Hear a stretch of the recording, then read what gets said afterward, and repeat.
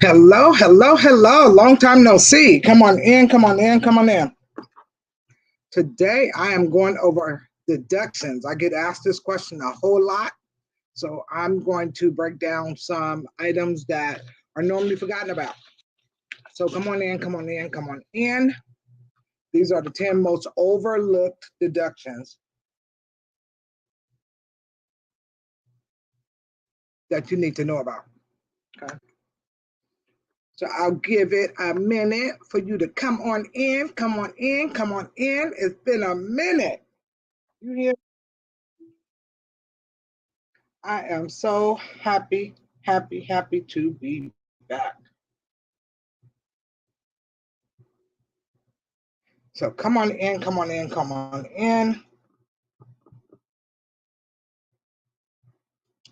I am going to close my email so I don't keep getting these pop-ups. I see I keep freezing.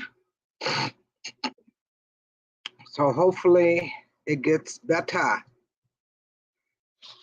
I am going to get started in 10 seconds, 10 seconds. Come on in, come on in, come on in. If you're watching this on the replay, please type replay in the chat. Introduce yourself and your business. Tell us where you're from.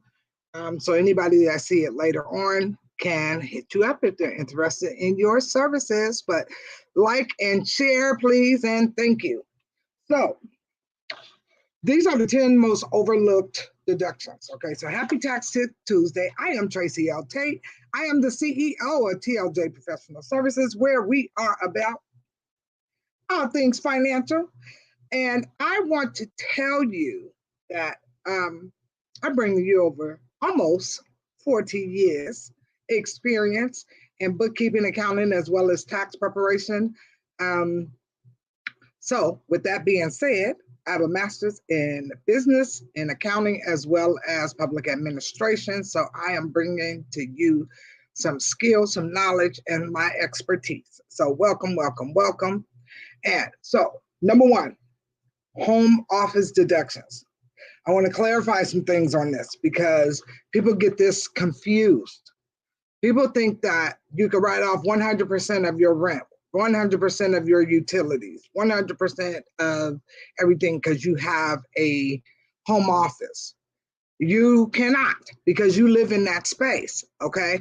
So it's based on percentage of square feet. So if your house is 1,000 square feet and you use like a kid size room, right? Let's say you have a 2-bedroom and your room that you use for your office is like a kid size room. That's about 400 to 500 square feet. Okay. If you use that whole office as or that whole bedroom as your room, as your office, sorry. If you have like a bathroom size area, that's about 200 to 250 square feet. So that would be a percentage of the 1,000 square feet. It's not 100%. So people think that they can write that off. Now, I will tell you, you can write off 100% of your internet, okay? But if you, like me, I have triple play, right? My house phone I write off because I only use it for fax. I don't use my house phone. My internet, 100% for business, right? But I watch the cable TV, so I don't get to write off 100% as utilities for the business use of my home, okay? So be mindful of that. You can write off quite a bit for house office, but again, it's based on the percentage. So it does include any repairs, it includes any landscaping. If you own your home, it can include your mortgage, your property taxes, your mortgage interest premiums, right? There's other deductions. If you actually have people come to your office, right, your home office, you can even write off a bigger portion besides just that room or that area for the bathroom, right? And depending on your business, it could be the kitchen. Depending on your line of work, it could be different areas of your home. So childcare, for example, childcare normally use quite a bit of the home for use for the children, right? Whether it's for storage, whether it's for like the kitchen, you have to prepare meals. Of course, 100% of the area that's used for the children. Let's say you have a backyard, so a piece of the backyard, right? The maintenance of landscaping, things like that. So depending on your line of business, you can write off more than other businesses when it comes to business use of home. With childcare, you also get to write off either the percentage, the square feet percentage, or the number of hours you use for your home as a childcare. Okay, so sometimes that percentage is more because of the number of hours that you use. So, as an example, I have a client that does 24-hour service, right? So she gets to write off quite a bit because she's available for parents at all times of the day and night. Okay, so she write off a little bit more because her hours of usage is much more than just the space that she uses. Okay, another piece that people seem to forget about is the startup expenses. So just because you haven't started making money yet in your business does not mean that you cannot write that off. Okay, you write off when you first start thinking about starting a business, whether it's your registration fees, whether it's an LLC fee, a franchise fee, branding, trademark, logo prep, whatever it is, those are startup costs. Okay, those are expenses that you get to deduct, although you have not started making money yet. You might not have even formed the business yet. However, those are expenses that you get to write off as part of your startup costs. Okay, and again, depending on your line of business, there may be other items that you had to do, right? Like licensing in order to start. So the fees that you pay to prepare for licensing, so continuing education, right? The licensing fees and any other fees, membership fees that you have to have as part of your business, right? You get to write those off, although you haven't even started your business yet. So you would start recording those expenses now, although you have not made money, okay? So business use of your car is another one, number 3. So with business use of your car, you get to write off the mileage and the bridge tolls and the parking, okay? It's either miles or actual expenses. So people get confused like, oh, I'll write off miles this year, I'll write off my expenses, actual expenses next year. You can't do that. You pick a method and you stick with it, okay? You can go from one method to the other, but you can't go back, okay? So keep that in mind. Now, what I always say is miles will always net to more, only because, like, if you have a major repair done on your car, you're not having major repairs on your car every single year. So if you do actual expenses, then you're going to have to keep doing actual expenses where you might not have as much. Now, people also think, like with the home thing, that, oh, I can write off everything. No, you cannot write off everything if that's your only vehicle, okay? You have to write off the portion that's only used for business. Now, there's a caveat. You cannot write off commuting miles, okay? People get that confused as well. Now, depending on your line of business, it may not be commuting. Like if you go to meet clients, right? That is not commuting. Like I have an office in Jack London Square, downtown Oakland. I only go to the office to meet in-person clients. So I write off 100% of my miles when I go to the office as well as parking, because otherwise I don't go. I do a work from home. I work from my home office, okay? So I do write off 100% of that. Or if I go and visit a client or take a client their taxes or take a client some documents that they have to sign, anything like that, then I write off those miles to and from that client. Okay? But if I went to my office every single day, whether I had a client meeting or not, that's considered commuting, okay? So like work, you cannot write off those miles you commute to work. It's not deductible, okay? So business use of your car, if you have more than one vehicle, I would say dedicate one of your vehicles as the business vehicle and only use that vehicle for business. Now, if you only have one, then you want to keep very good records, and that's in case of audit. But then it's also at tax prep time. us accountants look at you like, okay, well, how many miles did you use, right? How many of these miles was for business? You could give me your start and your ending miles, but you didn't use 100% of your mileage for business. So having accurate records matter when it comes to writing off what you could write off, okay? So professional services and subscriptions. If you pay anybody to do something, so remember I mentioned about the startup cost, you pay somebody to create your logo. Whatever that cost is, you get to write that off, okay? That's considered a professional fee. Those are also anybody that provides you a service and you pay them for it. If you pay them more than $600, you're supposed to give them a 1099 at the end of the year. You're supposed to report it to the IRS, okay? So when you're dealing with professional services, you are supposed to get a W-9 to get their tax information so that you could send them a 1099 at the end of the year, okay? Other professional services or subscriptions is membership. So as a licensed life insurance agent, I also have subscriptions, right? To keep me abreast of what's changing. Also as my tax preparation, I have subscriptions so that I'm aware of changes in tax laws, things like that. That cost is deductible for me, okay? So any professional fees, whether it's continuing education, so keeping that in mind, I have events coming up. So I do a masterclass. I have one coming up on August 9th. It's at 5 p.m. Pacific Standard Time. It's free, so you wouldn't write that off, right? But if you took advantage of my offer, you would write that off. So anytime you work with us, 100% of it is a business deduction, okay?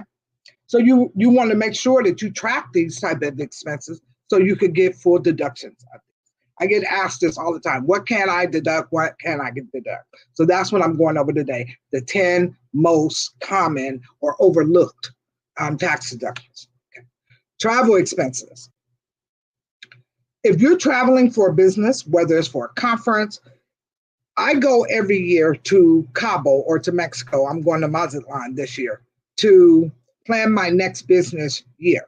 So it's a business trip for me, 100%, because I go to get away and kind of reset for my business. I write that off, right? Even if I go on a trip that I thought was personal, because I always bring my laptop, it's going to always be business for me. But as long as I'm talking business with somebody while I'm there, I get to write that trip off. Now, you may have heard where people have taken their personal trip and extended it, or did a business trip and extended it to have some personal time. Then you only want to account for the expenses, hotel, transportation, meals, during those days that you conducted business. Okay, so if I did a 7-day trip, 4 of those days I worked, 3 of them I didn't, then I'm only supposed to write off those 4 days, not the whole 7 days. Okay, but because the way I do it is a working session for me, I make sure that I take care of business every single day, and that makes my full trip deductible. Okay, including my meals, transportation, airfare, all of those good things. Huge one, bad debt. If you had a client that give you a check and it bounced, or if you provided a service and did not get paid for it, that's considered a bad debt. It's uncollectible. You get to write that off as an expense, okay? That's one that's heavily missed, because there's a lot of people that provide services in advance of getting paid, or only get paid for half, and then you don't get paid for the other half, things like that. You write them off. For me, I don't write none of it off. It stays on my books until I collect. You hear me? I ain't writing off nothing. The only way I'll write it off is if the person passes away, right? Because it's uncollectible, 100% uncollectible. Or like if there's no way that you're going to get that money back, or that money that you earned, then write it off. It's a bad debt. Now, if later on you do end up collecting that money, then you count it as revenues, okay? Otherwise, it's missed income that you get to write off, okay? Continuing education. Anytime that you pay for education for your craft, now I'm an accountant, right? I also do taxes. So even when I pay for coaching that's not in those two particular areas, I still get to write it off because it's still professional development, right? Whether it's coaching, whether it's marketing tools, all of those things. If I paid for it or if I upsell to their VIP, right? I told you I have some events coming up. So my master class on August 9th, look, I took us back a whole month. On August 9th, that's a free master class. But I have an in-person intensive. It's called Intensify Her. Okay. It's a business intensive where I have special guests talking about money management for your business. Okay. That's an in-person. We have a VIP. That VIP, you get to write off. By the way, it's first 10 and 10. That, matter of fact, I'm going to drop it in the chat. It's an Eventbrite. It's called Intensify Her. Intensify Her. It's in person in Oakland, California. My event, but I will be having a link sometime soon. But the VIP is for 10 days only. So if you go to my About All Things Financial page, you will see it posted there, right? So the first 10 people, it's $250 off the ticket right now. That ticket price is only going through September 31st, right? Or the first 10 that get it. I think there's a few slots left. So take advantage of that, okay? Because in our VIP, we are not only having a VIP brunch, but we're having a VIP networking hour at the end of the conference. Plus, you get special gifts. We'll have raffles and stuff like that. But we have some dynamic speakers that I am waiting for the contracts to be signed. So I'm excited about that. And of course, myself. But if you pay for that, right, you get to write that off. Okay. It's continuing education for your business. Okay. So continuing education, because you always need to develop your craft, okay? Always invest in yourself and your business, okay? Whether you invest in your business, it's an investment in yourself. Or if you invest in yourself, it's an investment in your business. Because every time that you further yourself in your business or in your mindset or in coaching and any of that, it's a write-off for your business. Okay, and you need that to stay relevant in your industry. Okay, Intensify Her business. I need to put my TM. I trademarked that. Business and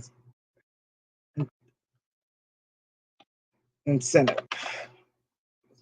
Intensive. Okay. Okay. So the next. Home, internet, and phone, I mentioned that as part of your business use or office use of home, right?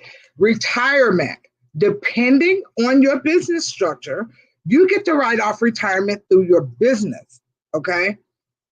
That could be a 401k or Roth, right? Self-employed 401k or SEP IRA. You get to write off even more than what you can as an employee, okay? So be mindful of retirement contributions. That's a way to defer money from your business as wealth to you that you don't pay taxes on until you actually use the money. Okay. So be mindful of that and take advantage of retirement contributions. And then charitable donations. If you give to charity like I do, you get to write that off through your business. Okay. If you provide a service that you normally would charge for, you get to write off that piece as charitable contribution. So like I do the tax prep for my nonprofit for free, right? It's not free though. It's a donation to the business of my time and expertise. Therefore, I write off what I would have charged them as a charitable contribution, okay? So I'll recap. These are the 10 most overlooked deductions for tax deductions in your business. The home office deduction, startup expenses, okay? The business use of your vehicle, professional services and subscriptions, your travel expenses, bad debt, a huge one, bad debt, okay? Continuing education is another huge one. This is something you should be doing every year anyway. You should be furthering yourself professionally, okay? So those costs are a write-off. Your home internet or phone, right? Cell phone as well, retirement contributions, and charitable contributions. These are things that people forget about all the time, okay? And I often get asked, what are some deductions that people could use? Those general ones is really across the board. It's just depending on your industry, is how you treat what you write off. Okay, so I use the business home expense as a perfect example. If you have a child care, you could write off, besides just the square feet, you could choose square feet or the number of hours that you actually operate your child care. Okay, so you would probably want to do square feet if you have not just a dedicated space within your home, but let's say you have a large backyard that you have set up for your children as a play area for your child care student, right? Things like that. So depending on your business type or business activity, you get to write off even more than just a general write-off. So those 10 that I just listed is across the board, but there are more deductions based on your industry, okay? So you can take advantage of a free consultation with me. I did not do you could go to my website. I know that by heart. TLJ Professional Services, TLJ Professional Services.com, and do book appointment as soon as you get on the page. But follow us on all platforms, whether it is the About All Things Financial page or the TLJ Professional Services page. Linked it. I have a YouTube channel. Follow that channel as well. Facebook as well as Instagram. Okay. So follow us on all platforms for weekly tax tips. So I am happy to be back for Tax Tip Tuesday. Okay. So today's topic was the 10 most overlooked deductions that you must know. Okay. So it's been my honor and my pleasure. Again, this is Tracy L. Tate. I am the CEO of TLJ Professional Services, where we are about all things financial. And this has been the 10 most overlooked tax deductions that you are allowed to take in your business. Okay. If you missed it, type replay and take your notes. Okay. Get a pen and paper ready, because these are deductions that are commonly missed that you can write off. Okay. Take advantage of the free consultation at tljprofessionalservices.com. Book appointment. And I look forward to speaking with you. You have a blessed week. Enjoy this beautiful weather if you're in the sunny California. Be blessed.